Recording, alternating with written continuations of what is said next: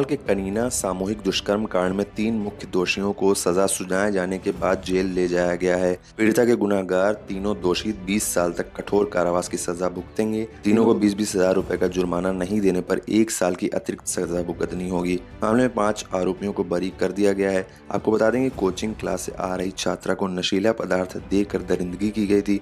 मामला बहुत चर्चित हो गया था और पुलिस कार्रवाई पर सवाल उठने के साथ ही सरकार की भी किरकिरी हुई थी। हालांकि बाद में पीड़िता की सुध लेने खुद सीएम मनोहर लाल खट्टर पहुंचे थे। आरोपियों ने एक कुएं पर ले जाकर लगातार 8 घंटे तक दुष्कर्म किया था। इस मामले में ट्यूबवेल मालिक दीनदयाल पर धारा 118 और 120 भी लगाई गई थी। संजीव पर धारा 118, नवीन पर 202 और अभिषेक और मंजीत को मनीष और पंकज को शरण देने यानी 216 के तहत चार्ज फ्रेम किया गया था। छात्रा बहुत होनहार थी और वो प्रतियोगी परीक्षाओं की तैयारी करने जा रही थी। तीनों आरोपियों में सेना का जवान पंकज भी शामिल था। इसके अलावा मनीष और निशु को भी न्यायालय ने दोषी करार दिया था। अधिवक्ता कर्ण सिंह यादव और अधिवक्ता सुभाष यादव ने बताया कि मामले में अदालत के अंदर 33 गवाहों को पेश किया गया था। इसके अलावा मेडिकल रिपोर्ट में तीनों मुख्य आरोपियों का सीमन मैच हो गया।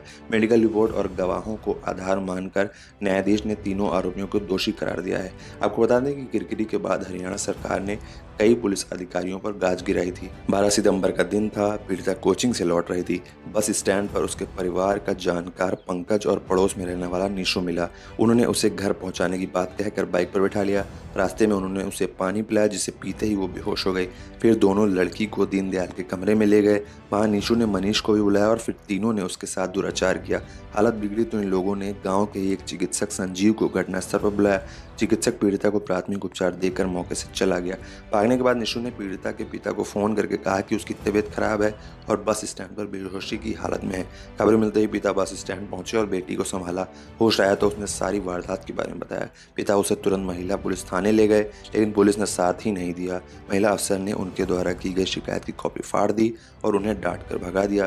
करीब 6-7 घंटे तक वो भटकते रहे। शुरू में मामले को लेकर पुलिस और सरकार दोनों की काफी किरकिरी हुई। जब सीएम खट्टर से बात की गई तो उन्होंने कहा कि पुलिस अपना काम कर रही है, बस इतनी बात कही और वो निकल गए। इसे सीएम विरोधियों के निशाने पर आ गए। फिर शुरू हुआ बयानबाजी और सरकार के खिलाफ तंज कसने का दौर। फिर सीएम के मामले पर खुलकर बयान दिया। उन्होंने कहा कि आरोपियों की पहचान हो गई है। निशु पर गांव की एक लड़की से छेड़छाड़ का आरोप लगा था, लेकिन बाद में ग्रामीणों ने पंचायत स्तर पर मामले को निपटा दिया था।